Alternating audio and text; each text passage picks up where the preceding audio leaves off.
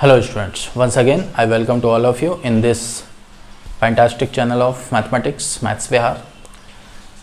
पिछले क्लास में हमने देखा था कि कैसे हम वर्ड प्रॉब्लम को, इबारती प्रश्न को बीजगणितीय रूप में लेके आ सकते हैं और बीजगणितीय रूप में लाने के बाद कैसे हम उनको ग्राफीय विधि में ले जा सकते हैं, ग्राफीय निरूपण उनका हम किस तरह से करते हैं, ये हमने पिछली क्लास में सीखा। आज बात वहाँ से थोड़ी सी आगे होगी। लास्ट क्लास में हमने सिर्फ उनको बीजगणितीय रूप में रख के, ग्राफीय रूप में रख के छोड़ दिया था। हमने उनके हल के बारे में बात नहीं की थी और आज हम बात करने वाले हैं रेखीय समीकरणों के हल के बारे में। तो students, 3.2 exercise we are going to solve today. So let's start। आप अपने कॉपी पेन लेके तैयार हो जाइए और फोकस्ड कीजिए इस पर। 100% कंसंट्रेशन आपका मैं चाहूँगा। तो चलिए देखते हैं first question. This is exercise 3.2 question number 1। Question number 1 कह रहा है, एक्चुअली इस फर्स्ट क्वेश्चन में 2 पार्ट हैं। तो फर्स्ट क्वेश्चन का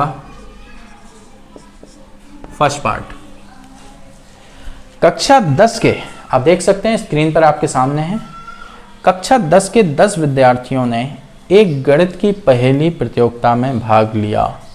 कितने विद्यार्थियों ने भाग लिया? 10 विद्यार्थियों ने एक क्विज कंपटीशन में उन्होंने भाग लिया। यदि लड़कियों की संख्या लड़कों की संख्या से 4 अधिक हो, लड़कियां लड़कों से संख्या में 4 ज़्यादा हैं, है ना, तो प्रतियोगिता में भाग लिए लड़कों और लड़कियों की संख्या ज्ञात कीजिए। अब देखिए क्वेश्चन क्या कह रहा है, हमें यहाँ से क्वेश्चन ही हमारी शुरुआत करवाएगा। क्वेश्चन पूछ क्या रहा हमसे, प्रतियोगिता में भाग लिए लड़कों और लड़कियों की संख्या ज्ञात कीजिए।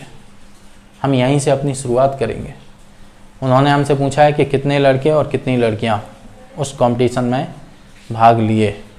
हम मान लेंगे कि X लड़के तथा Y लड़कियां उस प्रतियोगिता में बैठे।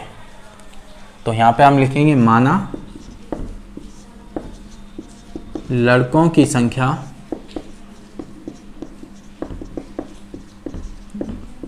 X तथा लड़कियों की संख्या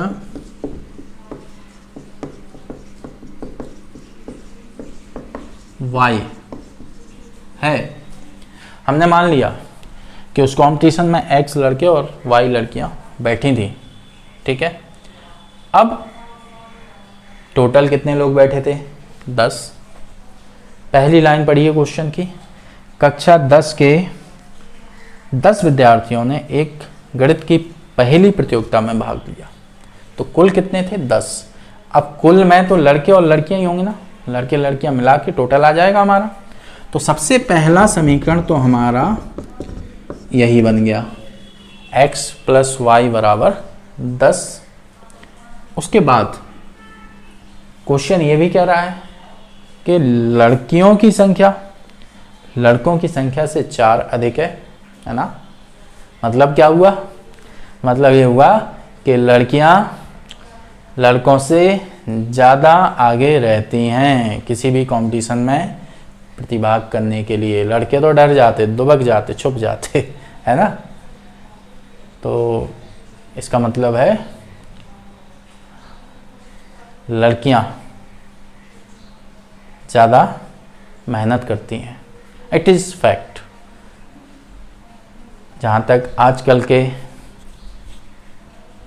टाइम की बात है, ऑफ कोर्स लड़कियां लड़कों से ज़्यादा मेहनत कर रही हैं।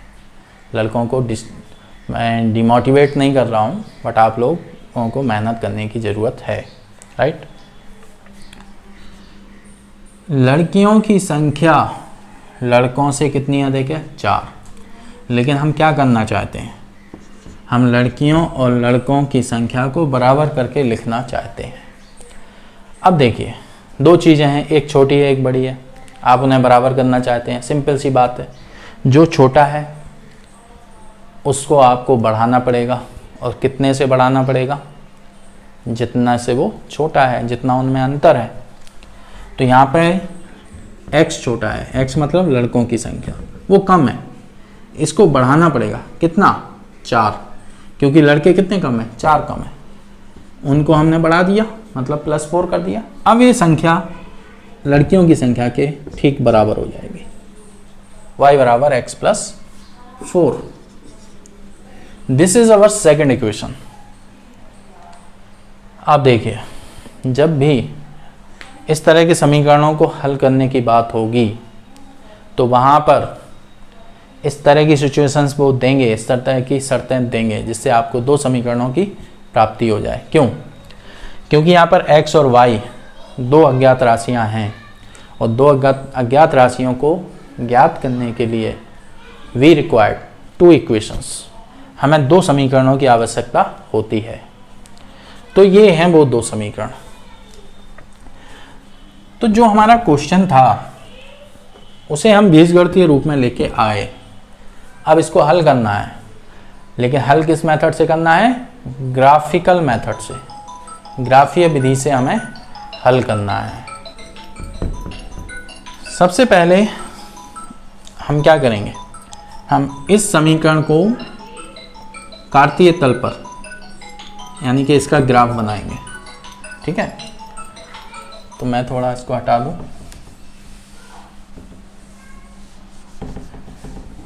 आई नीड सम स्पेस, तो मैं इन समीकरणों को यहाँ पे रख दे रहा हूँ। ये हमारा पहला समीकरण है और ये है हमारा दूसरा समीकरण। ठीक है, ये है मेरी अक्षें। मैं इसमें सबसे पहले y बराबर 0 रखूँगा, तो मुझे मिलेगा x + 0 = 10, x बराबर मुझे मिलेगा 10। अब देखिए x बराबर 10, तो 1 2 3 4 5 6 7 8 9 10, दिस इज आवर पॉइंट। तो ये बिंदु क्या हो जाएगा? इसका x निर्देशांक होगा 10, y निर्देशांक इसका हो जाएगा 0। ठीक है,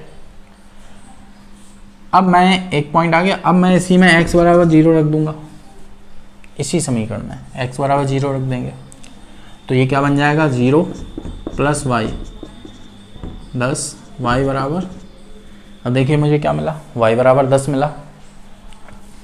तो 1 2 3 4 5 6 7 8 9 10, ये हमारा y बराबर 10। तो इसके निर्देशांक क्या होंगे? x निर्देशांक 0 होगा, y निर्देशांक 10 होगा। इन दोनों को आप मिला देंगे, ये आपने मिला दिया। ठीक है, तो ये जो रेखा है ये हमारा इसका ग्राफीय निरूपण हो गया इस समीकरण का। ठीक है, अब हम बात करेंगे इसकी, तो इसका भी ग्राफीय निरूपण करेंगे हम। तो पहले हम इसमें y बराबर 0 रखेंगे, तो जब y बराबर हम 0 रख देंगे इसमें, तो ये बन जाएगा कुछ 0 = x + 4, x यहीं रहने दो, 4 को इस तरफ -4 = क्या हो जाएगा? x, मतलब x का मान कितना आया? -4। तो x अक्ष पर हम चलेंगे 4 इकाई दूरी पर, लेकिन नेगेटिव डायरेक्शन में, इस तरफ। तो देखिए 1 2 3 4, दिस इज अवर पॉइंट। ये है हमारा वो बिंदु। निर्देशांक क्या होंगे इसके? -4, 0, राइट। अब हमें एक और पॉइंट की आवश्यकता है। हमेशा आपको 2 बिंदुओं की आवश्यकता होगी। रेखीय समीकरण निरूपित करने के लिए आपको 2 बिंदुओं की जरूरत होगी ही होगी। पहला ये आ गया। अब आप देखिए इसी में हम क्या रख देंगे? x बराबर 0। जब आप x बराबर 0 रखेंगे तो ये हो जाएगा y बराबर x की जगह 0 + 4, y = 4। अब देखिए y अक्ष पर हमें 4 इकाई दूरी पर जाना है, तो 4 इकाई दूरी पर जब हम जाएंगे, है ना, तो 1 2 3 4, ऑफकोर्स पॉजिटिव डायरेक्शन में जाना है क्योंकि ये +4 आया। ये बिंदु क्या आएगा? 0, 4। अब आप देखिए ये हमने इधर बढ़ा दिया। अब आप देख सकते हैं कि दोनों जो रेखाएं हैं इन्होंने एक दूसरे को इधर काट दिया, ठीक है। तो ये जो बिंदु है ये कहलाता है प्रतिच्छेद बिंदु। इस बिंदु को क्या बोलते हैं? प्रतिच्छेद बिंदु। दोनों रेखाओं का प्रतिच्छेद बिंदु है। अगर हमें इस बिंदु के निर्देशांक पता चल जाएं, ठीक है, अगर हमें इसके निर्देशांक पता चल जाएं तो हमें इनका हल मिल जाएगा और हमें ये पता चल जाएगा कितने लड़के और कितने लड़कियां उस कंपटीशन में बैठे थे। इसके निर्देशांक हमें कैसे मिलेंगे? देखिए, मैंने ये जो ग्राफ बनाया है, ये जो डायग्राम बनाया है, ये बोर्ड पे बनाया है without any scale, just from idea. मैंने केवल अंदाजे से बनाया है ना। तो I will not be accurate 100%, लेकिन आप ठीक ऐसे ही जब आप ग्राफ पेपर पे इसको बनाएंगे तो आपका ग्राफ बिल्कुल एक्यूरेट आएगा। मतलब ये 10 इकाई की दूरी आपको एक्यूरेट मिलेगी। हो सकता है मेरी ये 10, मैंने इतना लिया और इधर ये 10 लिया, तो हो सकता है ये होना तो बराबर चाहिए दोनों, है ना, 10-10 है, दोनों बराबर होना चाहिए। लेकिन हो सकता है ये छोटा हो गया हो, ये बड़ा हो गया हो, क्योंकि मैंने अंदाजे से बनाया। लेकिन जब आप ग्राफ पेपर पर बनाएंगे तो आप बिल्कुल एक्यूरेट बनाएंगे, और उस केस में आपको इस बिंदु के निर्देशांक एक्यूरेट पता चल जाएंगे। पता कैसे चलेंगे वो मैं अभी आपको बताता हूं। देखिए,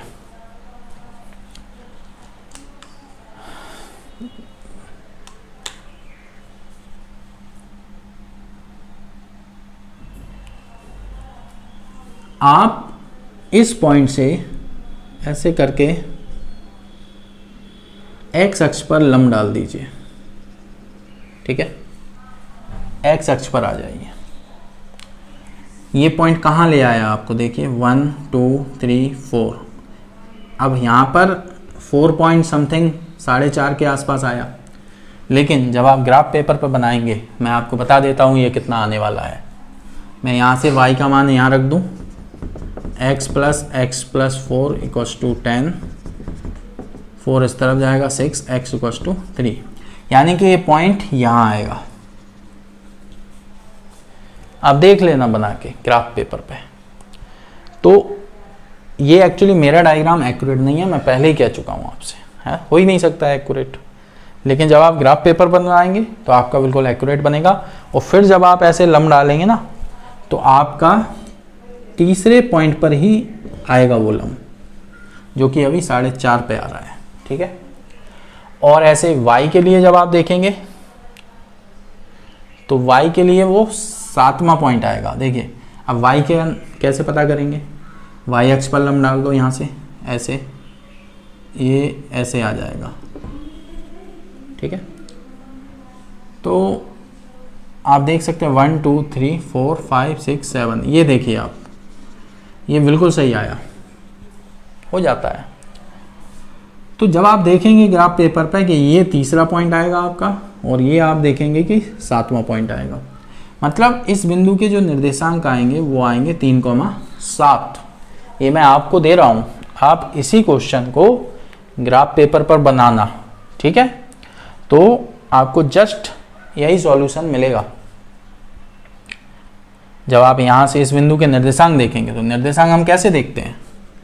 सिंपल कॉन्सेप्ट है। हम निर्देशांक कैसे देखते हैं किसी भी बिंदु के? मान लीजिए ये हमारी अक्ष है, हियर इज अ पॉइंट, ये हमारा एक बिंदु है। अब हमें इस बिंदु के निर्देशांक देखने हैं, तो हम कैसे देखेंगे? हम यहाँ से एक्स अक्ष पर लंब डाल देंगे और यहाँ पर हम देख लेंगे कि ये कौन सा पॉइंट है। अभी आप देख सकते हैं कौन सा पॉइंट है, 1 2 3 4 5। तो इसका एक्स निर्देशांक कितना हो जाएगा? 5। फिर आप वाई निर्देशांक पता करना है, तो यहाँ से आप वाई अक्ष पर लंब डाल दीजिए।